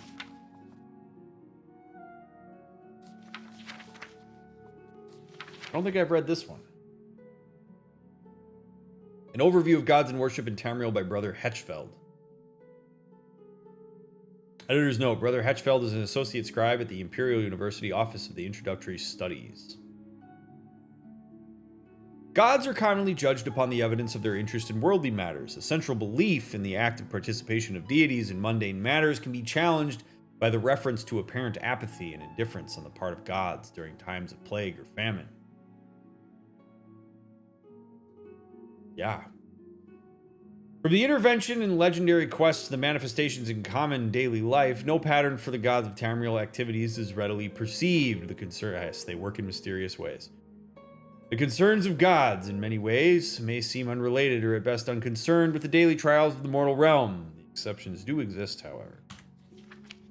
Many historical records and legends point to the direct intervention of one or more gods at times of great need. Many heroic tales recount blessings of the divinity bestowed upon heroic figures who worked or quested for the good of the deity or the deity's temple. Some of the more powerful artifacts in the known world were originally bestowed upon their owners through such reward.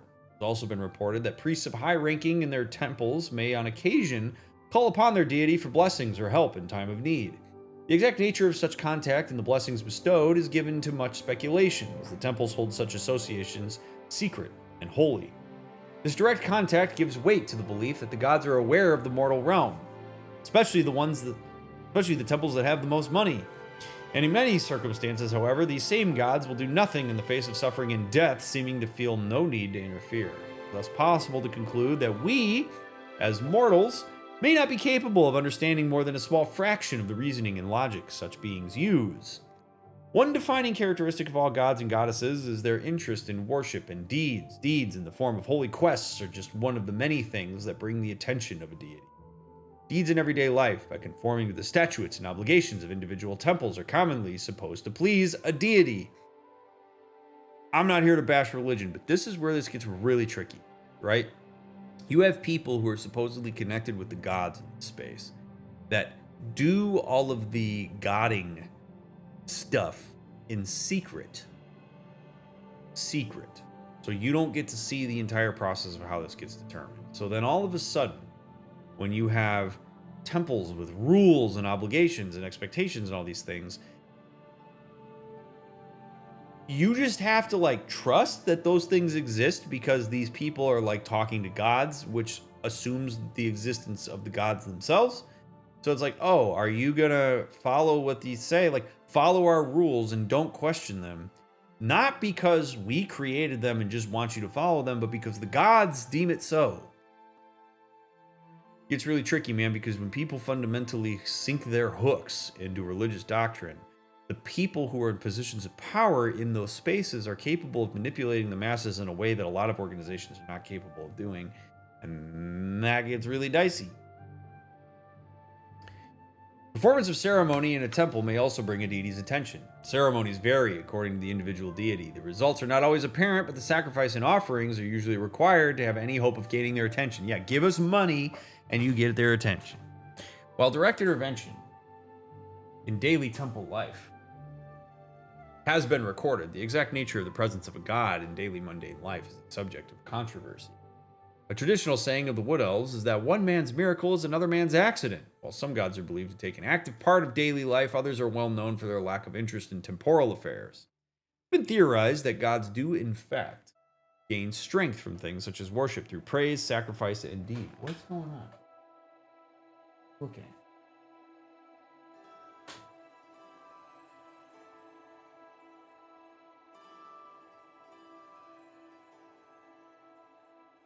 To creep anybody else out when cats just focus their attention on something and you can't tell what they're looking at. I don't mean to derail the reading, but my cat is literally just he's staring something down. Jiro's fine, but Jack is what are you looking at? Creeping me out. Man.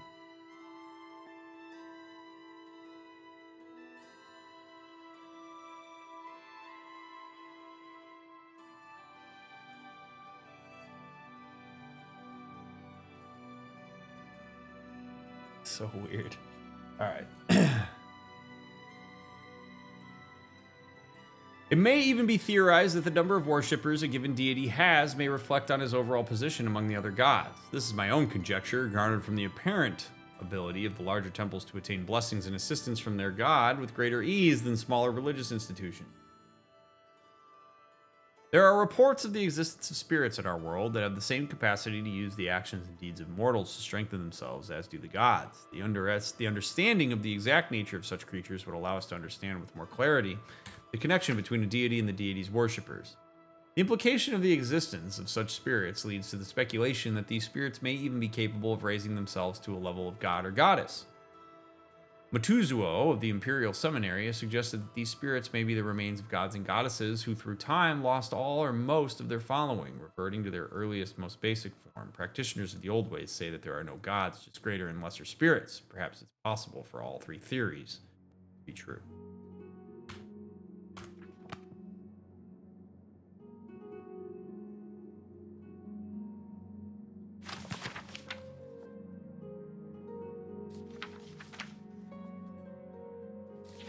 All right, I'm going to read one more book, then we'll end.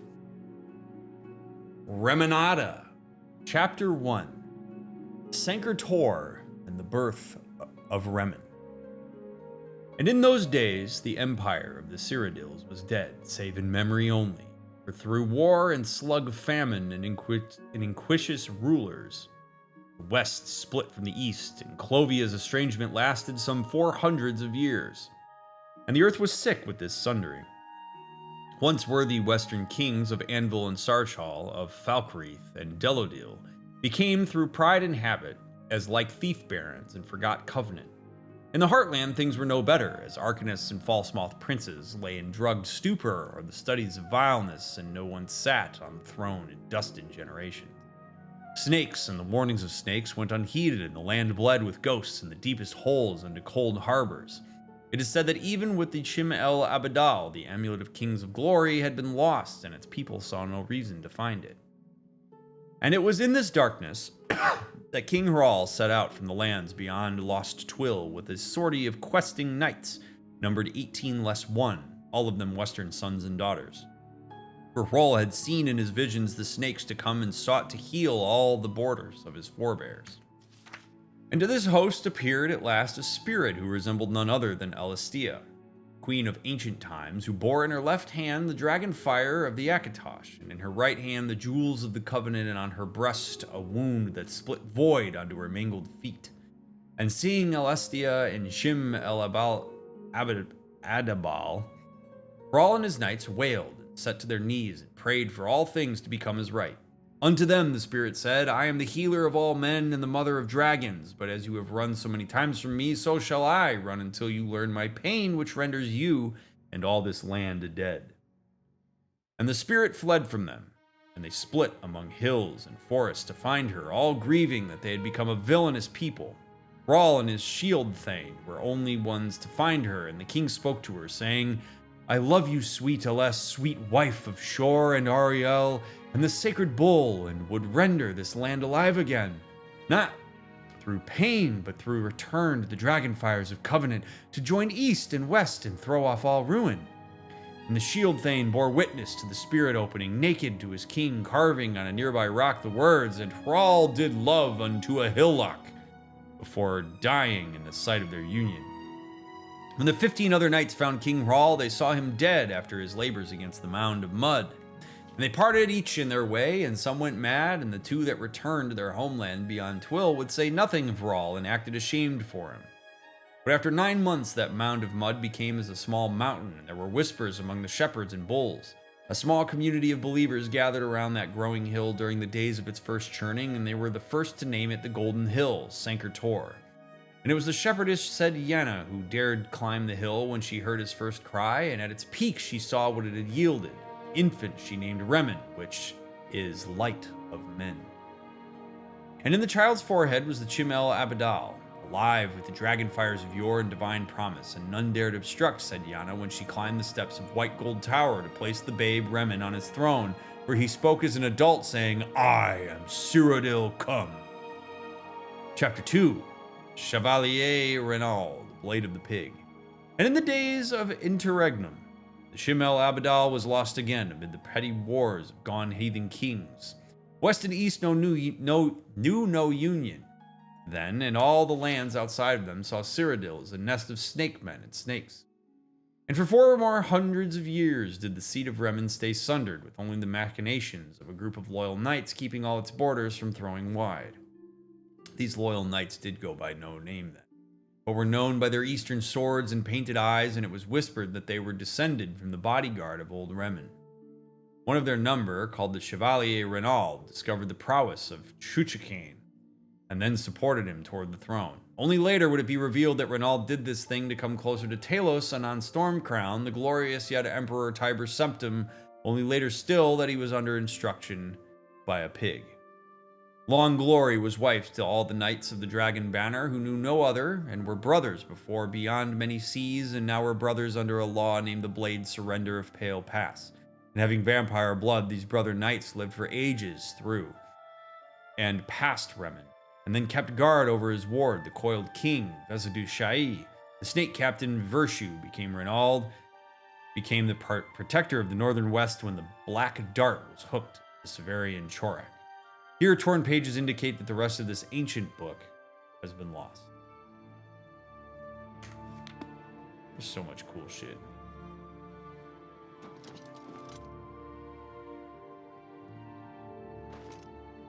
Look at this, Martin, just chilling, reading. He's doing the same thing I am. I get it, brother.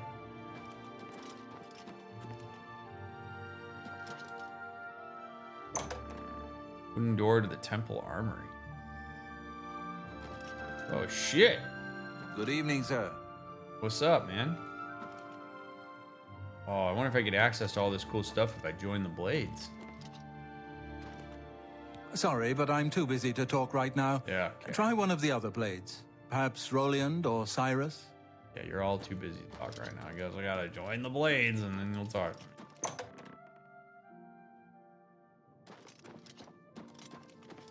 Honestly, I would prefer that than them indulging me in conversation and having absolutely no interest in what it is that I'm talking about with them. Like, better just be like, hey man, I'm not really interested in talking right now. You cut through a lot of bullshit that way, so I respect it.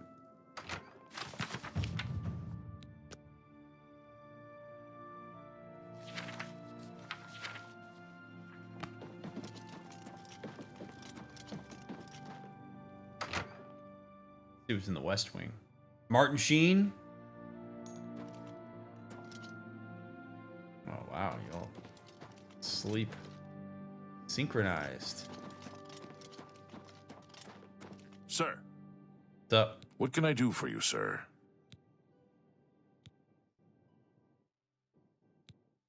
Stay safe.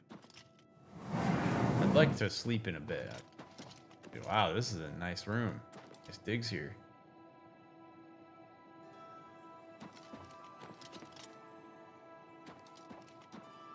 You just let me in? Damn it.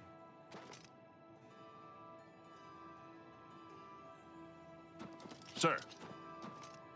Whoa, the Amulet of Kings.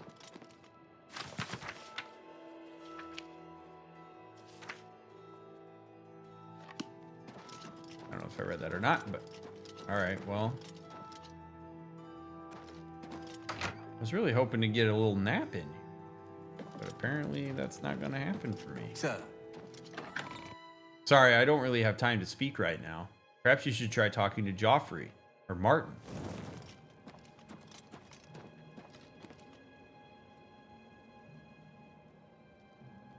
All right, friends.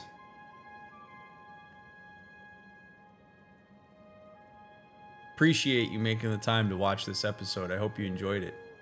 Did a lot of running, some random stuff. We got some analysis finally. Things are kicking off. We're going to head to the Imperial City where I'm sure there's just an absolute ton of shit to do. So I'm excited for that. Thank you so much for all of your support of these streams and videos. Do leave a thumbs up, comment, come hang out with us live sometime. We'd love to be here with you. Your support is I'm surprised awesome. to see you here. Have you been to talk to Boris in the Imperial City yet? Bro, we just talked about 10 minutes ago. Yeah, this has been great. I really enjoyed this. So if you are binging, I'll see you right here in the next episode. If you're waiting for the next one to come out, I'll get it out to you as soon as I can. I appreciate you all immensely. Matter. I will see you on the next one.